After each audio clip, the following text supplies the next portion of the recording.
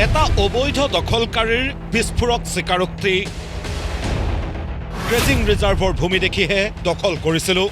নিজেই ভাঙিছো। ক'ত যাব এতিয়া? ক'ত যাম, একফালে থাকিব লাগিব। অন্য ঠাইত জেগা আছে? নাই এইটো যে চৰকাৰী মাটি হয়, আপোনালোকে আগতে গম পায়? নাই নাই আগতে গম নাপায়?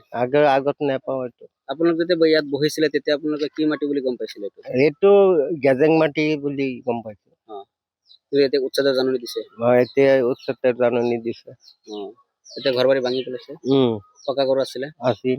এতিয়া কি কৰিব? কি কৰিম, যাবই লাগিব। চৰকাৰে নামানিলে একফালে যায় থাকিব লাগিব। মই দুখীয়া মানুহ, ক'ত যাম?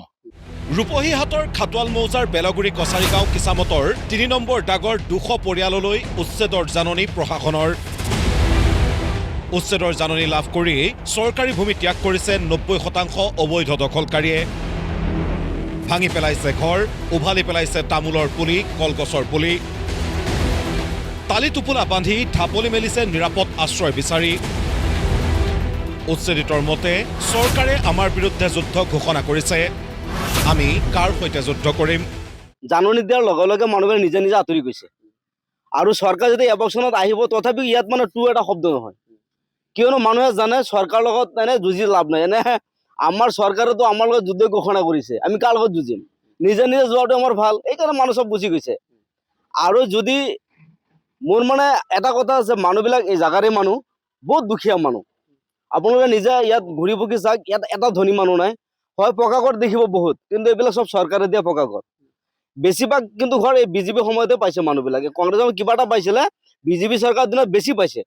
শীঘ্ৰেই ৩৮০ বিঘা চৰকাৰী ভূমিত অবৈধ দখল কৰি থকা প্ৰায় ২০০টা পৰিয়ালৰ বাসগৃহ আৰু বাৰীত চলিব প্ৰশাসনৰ বুলডোজাৰ। সেয়েহে অবৈধ দখলকাৰীয়ে স্বেচ্ছাই এৰিছে চৰকাৰী ভূমি, যাৰ বাবে চৰকাৰৰ এমাহৰ কাম এদিনতে হ'ব বুলি দাবী কৰিছে উচ্ছেদিতই। যদি চৰকাৰে কৰিব গ'লে উচ্ছেদটো কমচে কম ১ মাহ লাগিলেহেঁতেন। এতিয়া আহিলে আপোনাৰ প্ৰশাসনে আহি পেলাইতো আপোনাৰ গোটেই অসমে চাব, একদিনতে গোটেই গাঁও চাফা হৈ যাব।